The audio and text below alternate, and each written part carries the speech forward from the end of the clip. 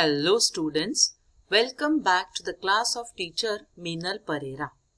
In the last video, we studied about the charges that are developed by rubbing. And in this video, we will study about frictional electricity. So let's begin.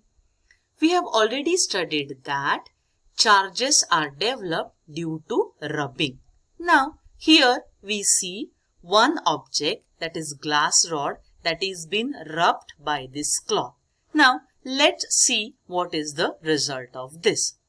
The electric charge generated by friction is called frictional electricity. This charge is produced only at the place of friction. Now see here, this is the place of friction. So you can see that the charge is produced only in this particular part.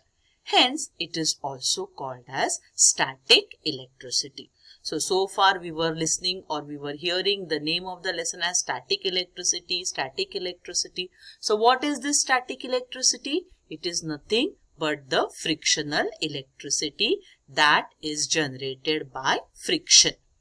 It remains on the object for a short duration. That means for short period of time. The charges of static electricity are absorbed in moist air. So where moisture is there, the charges are absorbed. That is why these experiments should be performed in dry weather. That is particularly in winter. So if you try to do static electricity experiments now in this rainy season, it will not work. Okay, so you have to do it when the air is dry or there is less moisture, that is in winter. Okay, moving further. Now, let's try this experiment. As you can see that we have taken apparatus as few straws, a woolen cloth which is of either socks or gloves, and a glass bottle. Now what we are doing is place a straw on a bottle, take another straw near it and observe what happens. Of course nothing will happen because these are just the normal straws and not a magnet. Leave the straw on the bottle as it is. Now rub another straw against a woolen cloth and take it near the straw on the bottle. Okay, so now what I am doing, now this is one more straw I am taking. I am rubbing it against a woolen cloth and I am taking it close to the straw that is there on the bottle. Now let's see what is happening. Okay, what you can see children, that the straw that is there on the glass bottle starts moving because of this particular straw. Okay, so we see some kind of movement with this straw that is kept on the bottle. Okay, so initially this straw was stationary, but after charging it started moving. Okay, now take two straws and rub them against woolen cloth at the same time. Now I am taking two different straws and rubbing them on a woolen cloth. Keep one of the straw on the bottle as this and take the other near it. So the two straws, one I have kept on the bottle and one I am taking near it. Okay. Now remember, these two straws are rubbed on the same woolen cloth. That means it has developed same type of charge. So what will happen children? Same type of charge. The straws will move away from each other or it will repel each other. Okay, so as we saw that the straws are moving away. Okay, now third case. What we have done is same the straw, this is a charged one we have kept on the bottle, and now instead of the straw we have brought the woolen cloth, that on that we have rubbed the straw. Okay, now this straw is one charge. This woolen cloth is different charge. So what happens when two different charges are brought together? What happens? They attract. Okay, so we see that the straw and the woolen cloths are attract to each other. Okay, so now if we put this in a table, a charged straw is taken near the uncharged straw. There is an attraction. So we can say that the charged objects attracts uncharged objects. When two straws carrying similar charge are brought near each other, there is a repulsion.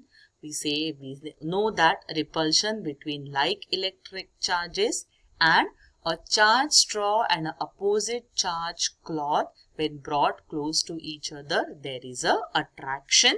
So attraction between unlike charges. Okay, so very important. Please remember this, that electrically charged object attracts uncharged object, as we saw in the first case. Then there is a repulsion between like charges. This also we have studied. And there is attraction between unlike or different electric charges. So repulsion is used to test for identifying an electrically charged object. So suppose I want to see if any object is electrically charged or no. What I will do? I will check for the repulsion and not for the attraction, because attraction happens even if it is an uncharged object, but repulsion will happen only if the object is charged. Okay, now let's see one more experiment. Take thermocol ball or mustard seeds in a bottle and shake the bottle vigorously. The seeds try to move away from each other but stick to the bottle. Why does this happen? As you can see here in this diagram, I have taken a bottle. In that I have put some mustard seeds. Now what I am doing is I am shaking the bottle. What is shaking? Shaking means there is rubbing or friction takes place between the bottle and the mustard seeds. And what we have studied, due to friction what happens? It will develop static electricity, or it will develop charge. Okay, now all the mustard seeds will develop same charge. So they will try to move away from each other. But the bottle and the mustard seeds, they have different charge. So it will stick to the plastic bottle. Okay, so this experiment you can do at home. You can take either a plastic bottle, okay, or a glass bottle, preferably plastic. Then put some mustard seeds. Mustards mean rye. Okay, then shake and see the movement of the mustard seeds or thermocol.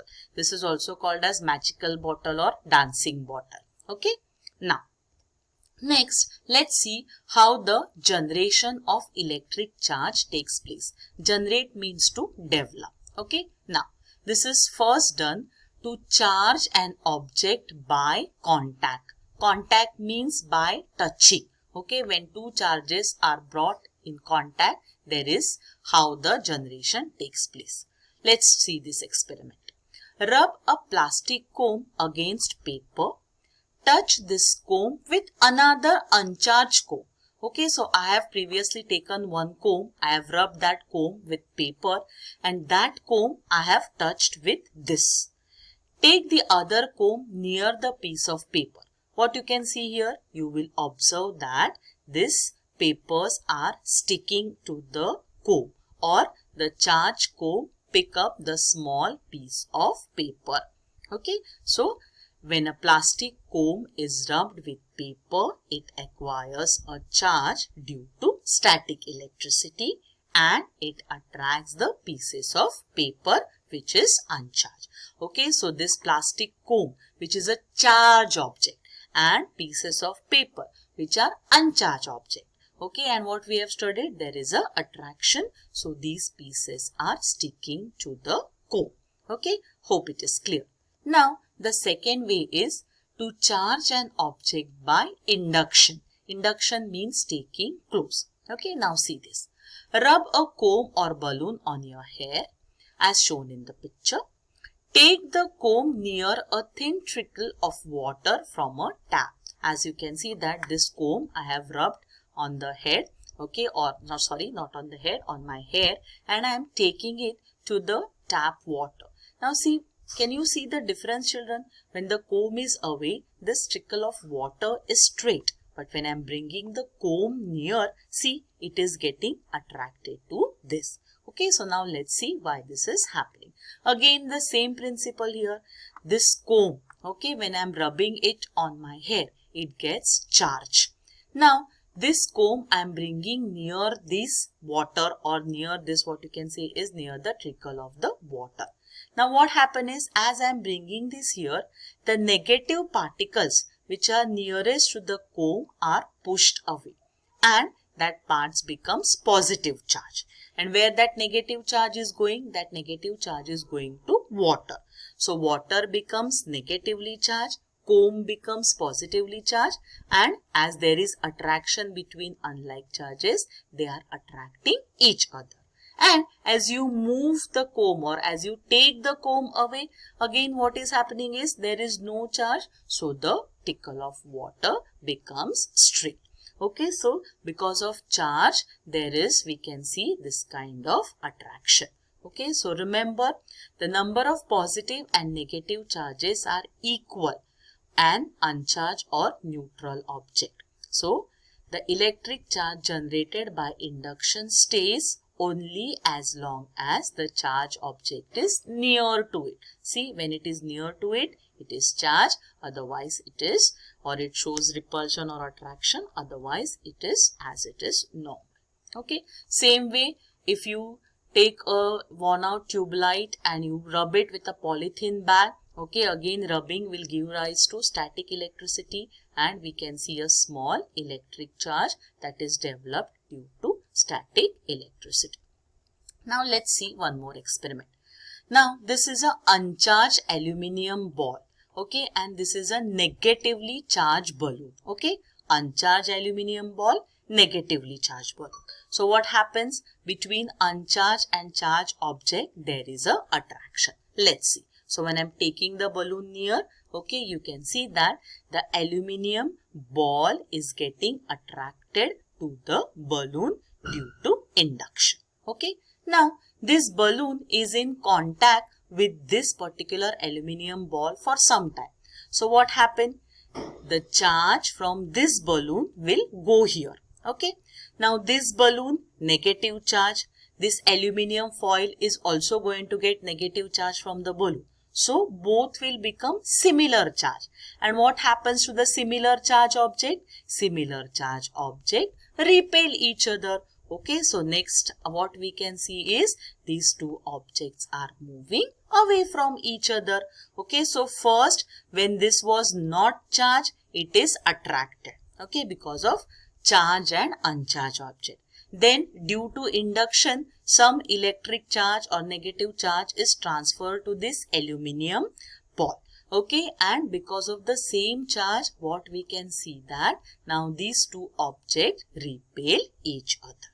Okay, so I hope it is clear to you. Okay, so in this video, we studied about how electric charge or static electricity is developed by friction, how we can transfer the charge by induction and by in contact. Okay, and very important thing to remember, like charges will repel each other, unlike charges will attract each other. Okay, and when you keep an uncharged object in a contact of a charged object, there is a transfer of charge takes place, and due to the transfer, this other body is also going to acquire the same charge. Okay, so I hope this all things are clear to you. Okay, this is an important lesson. Please read it carefully. Okay, I hope you understand. There are some tables there. Pause the video, write the answers in your textbook itself for the small one. Okay, read it. Thank you very much. Take care.